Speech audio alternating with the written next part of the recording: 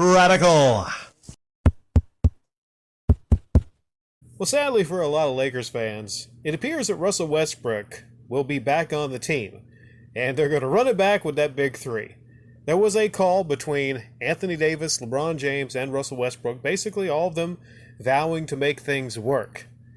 We'll see how it works. For me, I'm going to get my popcorn, and I look forward to, watching the Russell Westbrook show. It was pretty funny. It's pretty funny. Of course, I'm not a Lakers fan. But what's interesting here is, and this might damage any potential trades or his trade value, as if he had any trade value, this might damage that. Russell parted ways with his agent, or maybe his agent parted ways with him. I'm not entirely sure. Signs point to the fact that Russell might have fired the agent because maybe the agent was telling Russell what he didn't want to hear. Now, there's actually a statement from the agent which is not normal in these situations when there's a parting. But here's a statement from his former agent. I represented Russell Westbrook for 14 years and am proud of our partnership, which included a highly successful 2008 draft, a Supermax contract, and the only renegotiation and extend max contract in history. I also supported Russell throughout his rise into a prominent fashion industry figure. Really, he's big into fashion. And recently orchestrated 3 successive trades on Russell's behalf, culminating with the trade to his hometown Los Angeles Lakers. Each time, teams gave up valuable players and assets to acquire Russell. And each time, a new organization embraced his arrival. We did it together with grace and class. Now, with a possibility of a 4th trade in 4 years, the marketplace is telling the Lakers they must add additional value with Russell in any trade scenario. And even then, such a trade may require Russell to immediately move on from the new team via buyout. My belief is that this type of transaction only serves to diminish Russell's value, and his best option is to stay with the Lakers, embrace the starting role, and support that Darvin Ham publicly offered. Support what he publicly offered. Russell's a first ballot Hall of Famer and will prove that again before he's retired. So he said some nice things there, But here's the deal with this that I see mostly. Like I said, I see that the agent is trying to maybe gently tell Russell that his days as a star, a superstar, and being the primary focus of an offense, they're dead and gone. It's over. Especially if you're on a team with Anthony Davis and LeBron James. He's a distant 3 behind Anthony Davis and LeBron James. And he brings up a buyout. Now, he's owed $47.1 million. There were attempts to trade him to the Nets. There was interest both ways, but see, the Nets weren't interested in Russell Westbrook. Specifically because, let's say they want to keep Kevin Durant. Kevin Durant is not going to play with Russell Westbrook. In fact, he got away from Oklahoma because he wanted to get away from Russell Westbrook years ago. So that wouldn't work out.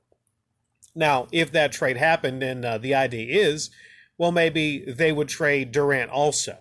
So there's a lot of moving parts here, specifically. Russell Westbrook is one of the biggest jokes, whether or not he deserves it or not. He's one of the biggest focal points of all the talking sports shows. He's one of the biggest jokes. And it's not that there's not some positives to Russell Westbrook. There are some positives. He always shows up, he seems dedicated, and he tries really hard. But the thing is, this is the NBA. And if you're on a team like the LA Lakers, that fan base, they demand excellence. Look what they got in the rafters. They demand excellence just from the pedigree of that organization. This ain't the Wizards. This ain't the Rockets. This is the LA Lakers. So any problems you have in your game, there's going to be a magnifying glass, bright lights on those issues.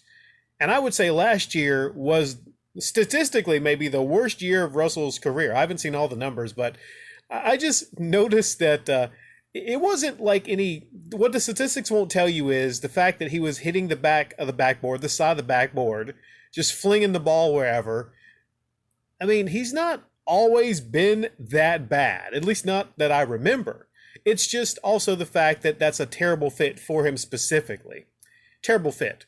So if this big three comes back, they have zero chance.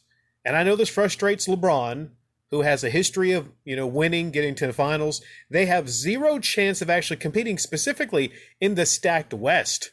Teams are coming back. The Grizzlies are coming back. The Mavericks are going to be better. The Warriors are still probably going to, arguably, some people say they lost some pieces. They might not be as good. Hell, they might be just as good or better. So it's not that there's not competition in the West. This is not a situation to where the Lakers can actually bring Russell back and run everything back last year. So a potential buyout, that would mean he would actually get traded to a team, be bought out, and they would just be trying to get 2 picks from the Lakers. The Lakers are not going to go with that. Jeannie Buss, who runs the Lakers, she's not going to go with that. That's what LeBron wants. LeBron, trust me, he wants Russell gone. He wants Russell out of there. And that's going to cause friction between the team if it already hasn't. But do the Lakers really want to give basically their only 2 first-round picks in the next decade just to get, Kyrie Irving or someone that's not really going to help them? Maybe they can get into the playoffs and have a playoff berth. But long term, I think the Lakers are in this position because they made some bad moves. They listened to LeBron. They got Russell Westbrook. And now, LeBron's acting like he had nothing to do with that, with the Westbrook coming there. But, so they parted ways, Russell and his agent. And I've said a lot of this before about Russell. Now, ideal situation is, maybe I agree with the agent. For Russell, maybe the ideal situation is he goes back to the Lakers. That's his hometown. He goes back to the Lakers, and maybe he takes a reduced role, meaning maybe less touches of the ball. Maybe lets LeBron run things. Maybe lets him run the point a bit more. And maybe he takes a reduced role. He gets down to the dunker spot. He waits for some offensive rebounds. Maybe he goes for some easy putbacks or some dunks. But hell, I've seen Russell, he missed a good bit of dunks last year. And maybe he commits to defense.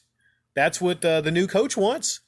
The new coach was trying to be friendly to Russell, but it's no situation to where Russell can actually be bullheaded and come back and play the same way with the focus of the offense being mostly him and not LeBron and AD, and actually expect a different result. So we will see what happens. I'm sorry, Lakers fans, but I would like him to come back, and I would personally like for it to be an absolute shit show.